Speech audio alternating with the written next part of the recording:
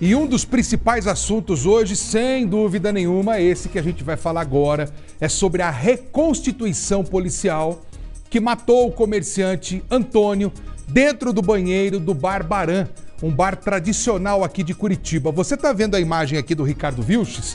O Vilches, ele já está aqui comigo, ele está ao vivo, em frente ao bar onde tudo aconteceu. A filha do seu Antônio, o irmão, essas pessoas ficaram cara a cara com o atirador. Imagina, o Ricardo Vilches presenciou essa cena, mas você de casa faça uma reflexão. Imagina você de cara com a pessoa que atirou e que matou alguém da sua família. Ricardo Vilches, como é que está neste momento a situação aí no local onde o crime aconteceu? Essa situação que você descreveu, o fato da filha da vítima ter ficado frente a frente com o policial, foi um dos ingredientes dessa situação da reprodução simulada que aconteceu mais cedo aqui em frente ao Bar Baran onde nós estamos. É centro da cidade, aqui é o Augusto Stelfer. Aqui tem essa grade. Quando o bar está aberto, normalmente ao fim de semana ou no período noturno, esse portão fica aberto, essa grade fica aberta. E desse meu lado aqui, onde a gente está vendo parede, tem um portão de acesso para o bar lá dentro. Ontem nós entramos aqui, daqui a pouco nós vamos mostrar exatamente onde aconteceu esse disparo feito por um policial civil contra um outro cliente do bar, um comerciante que acabou sendo um tiro fatal.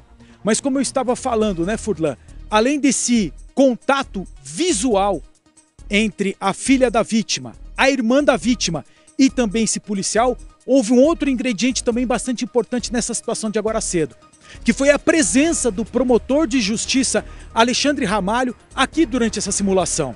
Esse promotor, Furlan, ele hoje é o encarregado da segunda vara do júri criminal, quer dizer, é tribunal do júri, é quando os 7 jurados decidem ali a vida de uma determinada pessoa. E olha, Furlan, que neste momento nós estamos falando de um caso que ainda está em investigação. A polícia não relatou o inquérito, pelo contrário, hoje completa exatamente 31 dias desse crime.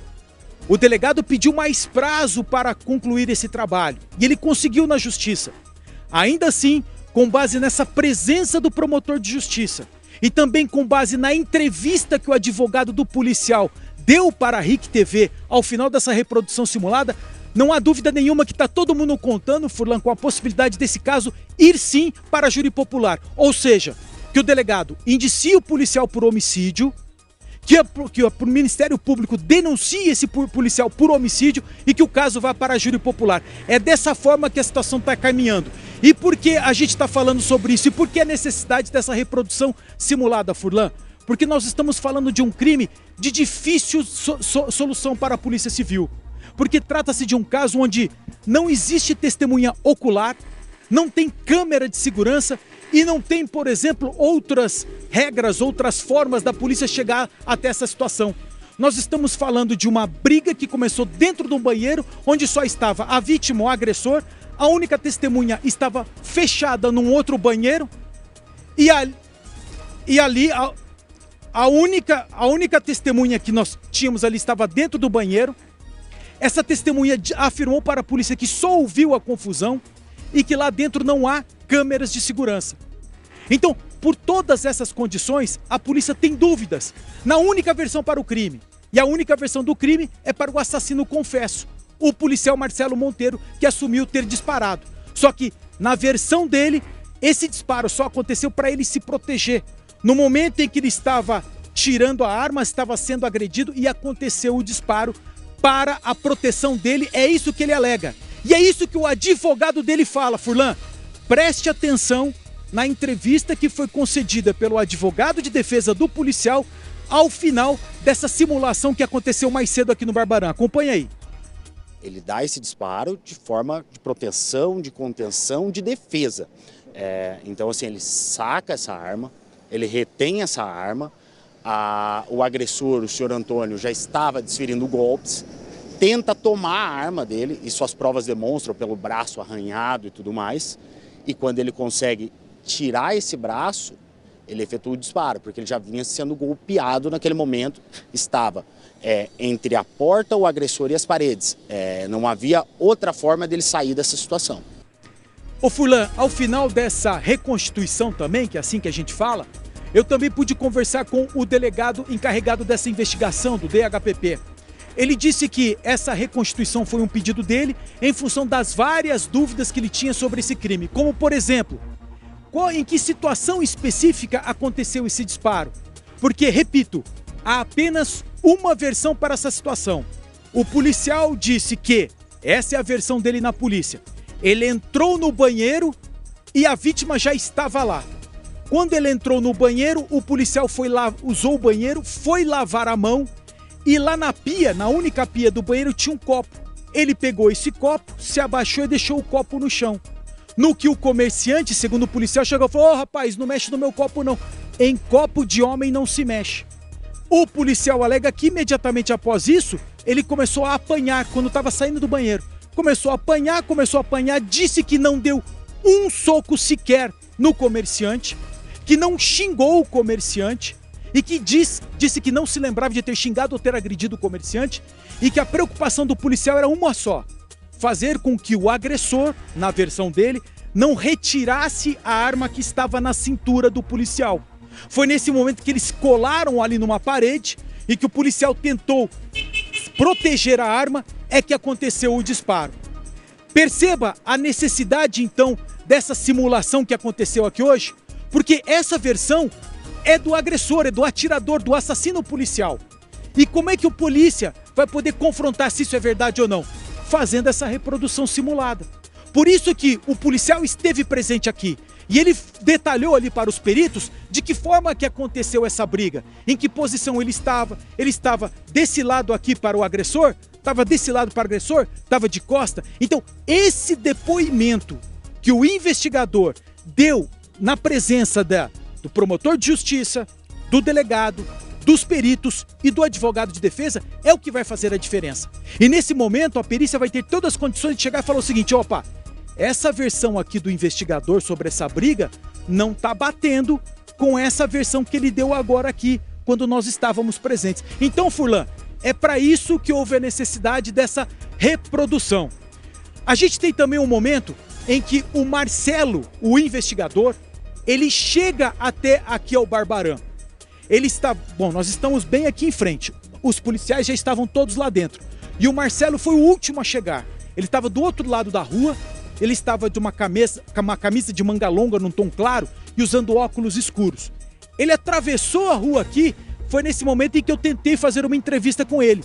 E nessa hora, Furlan, é que entrou na frente do policial a filha do comerciante Antônio Carlos, a vítima desse disparo. E entrou na frente também a irmã do policial, na frente desse policial. E ali elas tentaram tirar satisfações com o policial a respeito do que aconteceu. Nós temos essa imagem para poder exibir, a gente já vai mostrar agora. E daqui a pouco também, Furlan, nós vamos mostrar como é que foi o trabalho lá dentro do Barbarã. Qual foi a cena do crime, porque nós entramos lá no banheiro para mostrar para você de casa como é que é o espaço e confrontar também com a versão do policial sobre o que aconteceu lá dentro. Tudo isso a gente mostra ainda hoje aqui, Furlan. Olha, como você bem falou, né? Só existe uma versão. A versão de quem sacou uma arma, atirou, supostamente para se defender, como é a versão que ele está dizendo, mas que acabou matando o Antônio, que você está vendo aqui. Agora, o Antônio sabia que esse homem estava armado? Essa é a pergunta. Nós não temos a versão do Antônio para saber. Ou esse policial, em dado momento, diante da briga, porque assim, eu já vou te chamar, viu? Eu vi que você me sinalizou aqui. Porque duas coisas eu queria pontuar aqui. O Antônio que morreu, visivelmente, é um homem muito forte. É um homem grande, alto, tem um porte físico muito forte. E o Marcelo, o policial, ele já tem um porte físico, né, mais magrinho, um cara, em tese, fisicamente comparando, em desvantagem. Será que durante essa discussão, Antônio talvez deu um empurrão e o Marcelo, vendo que talvez não iria conter esse homem, decidiu dizer: olha, eu tô armado? Será que foi isso que aconteceu? Nós não sabemos. Será que ele vai contar uma versão fidedigna para a polícia? Nós também não sabemos. O Vilches me chamou aqui. O que você gostaria de pontuar, Vilches? Isso. Essa tua colocação, Furlan, é perfeita. Porque veja, no depoimento do investigador dentro do banheiro, ele afirmou para o delegado do caso: eu me identifiquei como policial, sou policial. Isso o investigador disse que falou para a vítima antes do disparo. Porém, isso é importante a gente frisar, a única pessoa que estava junto, estava dentro do banheiro, mas fechado, ali naquela parte do vaso sanitário, disse nessa reprodução simulada de que não ouviu esse alerta passado pelo policial civil. Mas uma outra testemunha também foi ouvida aqui nessas reprodução simulada. Um garçom do Barbarã que vê o movimento da porta quando efetivamente a briga começa. E ele também foi questionado: você, garçom, ouviu o policial chamar? Ouviu o policial se identificar como policial ali para a vítima? E ele também falou para o policial e para o promotor de justiça: não ouvi o policial se identificar. Essa identificação que nós temos até agora é a palavra do próprio policial. É o único que estava ali dentro que pode contar essa situação, Furlan. Obrigado, viu, Vilches?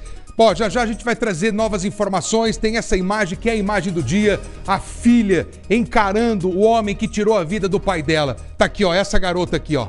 Ela encara o Marcelo, o policial, nos olhos. Ele até usa as mãos ali, ó, para pedir licença, ó, não quero conversar com a imprensa, e acaba entrando. A gente vai seguir ainda nesse caso. Tem muita coisa que eu vou trazer para você.